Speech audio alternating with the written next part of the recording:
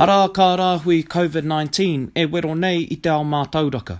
Me te aha, huri kauana ka kura o Waitaha ki te kimioraka. He wahanga tēnei kia tautoko tātou i o tātou whānau nā te mea e hara i a rātou he kaiako engari. Ka kimi i huarahi kia auaha te whakaaro ki te mahi mātauranga. He rereki tēnei āhuatanga kia tātou katoa, nā reira he mea tuatahi tēnei. Ko kā kura o Waitaha pēnei i te kura kaupapa Māori o te whānau tahi, kei muri au, ētahi o kā kura e whakātu mai ana i te ara whakamua. He hura i ara ke atu hei whaiwhai mā kā ākoka me kā pauako. Because we went into home-based learning sooner than later, we gave it a name, Te Whare Pā Wānanga, which literally means giving life to learning in the whare. And to alleviate pressure and stress on our whānau and on our kaiarahi, we dedicated the whole first week to just learning about what that looks like.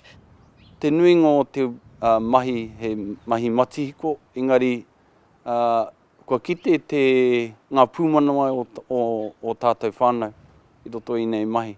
Pērā i Anton Matthews ko ia tērā e whakairi ana ētahi akoranga tunu kai. Koe tai o ngā mātou ākonga hoki, o te maurākau kei te mautonu tērā tuāhotanga ki te whakaako tonu tērā.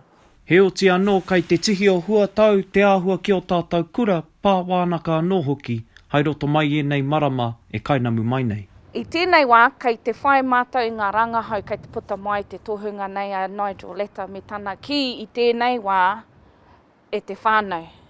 Kaua ki te hehe toto maiti, ki te tākoro noa, ki te mātakitaki noiho i ngā whakāturanga kei te pauaka whakāta kei te paetina tukuna i a rātou. There's some opportunities there, I think, to work smarter, not harder. And if nothing else, our parents will have a better appreciation of how hard kaiarahi do work. And I think our pununga also will have a better appreciation of the time that they do get together. They have the opportunity now to really hone in on their self-management and self-directed skills. Ko tā mātou tino whakaaro ki ngā whānau i te tuatai. Anu reira i te rātou wiki i kimi huarahi ki te awhine o mātou whānau o te kura. Koera te tino aronga i taua wā.